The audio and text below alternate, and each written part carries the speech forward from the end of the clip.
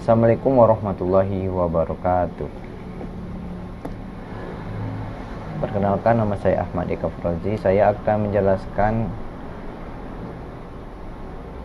mata kuliah dasar-dasar pendidikan, aliran empirisme, nativisme, naturalisme, dan konvergensi dalam pendidikan. Saya tergabung dalam kelompok Nadia Francisca, Yeni Oktarina, Ahmad Eka Frozi, dan Anaria Raihan Arkawinarta. A. Aliran pendidikan. Aliran pendidikan adalah pemikiran-pemikiran yang membawa pembaharuan dalam dunia pendidikan. Pemikiran tersebut berlangsung seperti suatu diskusi berkepanjangan, yakni pemikiran-pemikiran terdahulu selalu ditanggapi dengan pro dan kontra oleh pemikir berikutnya, sehingga timbul pemikiran yang baru.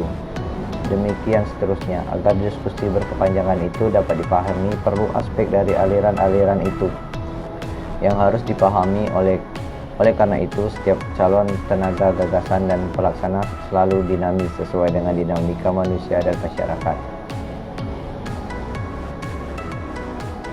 Sejak dulu, kini maupun di masa depan, pemikiran itu selalu mengalami perkembangan seiring dengan perkembangan sosial budaya dan perkembangan iptek.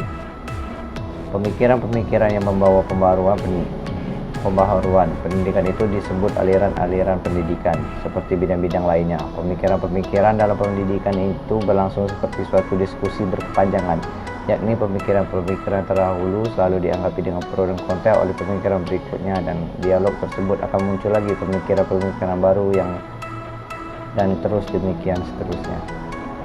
B. Macam-macam aliran klasik dalam pendidikan.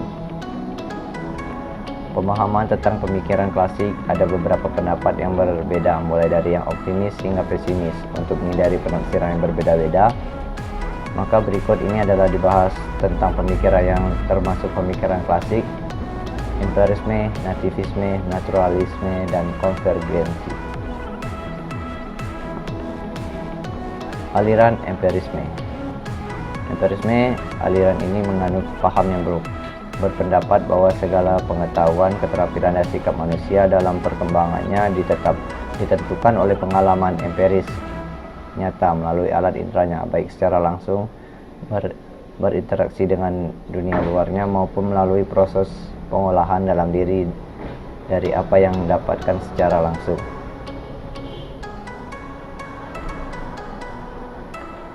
Selanjutnya, nativisme. Teori ini kembalikan dari teori empirisme, yakni mengajarkan bahwa anak lahir sudah memiliki pembawaan baik faktor lingkungan atau alamiah yang mempengaruhi terhadap perkembangan anak, melainkan semuanya dari faktor-faktor tersebut dipengaruhi terhadap perkembangan seorang anak.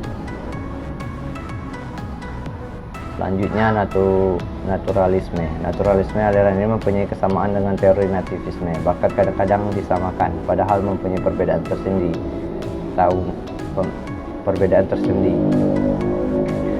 Pendidikan di Indonesia. Pemikiran klasik mulai terkenal atau dikenal di Indonesia karena melalui upaya pendidikan awalnya, yaitu sejak persekolahan yang dikuasai oleh Belanda atau orang berkulit putih, dan kemudian disusul oleh bangsa Indonesia yang belajar ke negeri kincir angin, yaitu Belanda. Waktu itu pada masa penjajahan, telah bangsa Indonesia merdeka, gagasan yang berada dalam pemikiran pendidikan itu kemudian masuk ke Indonesia.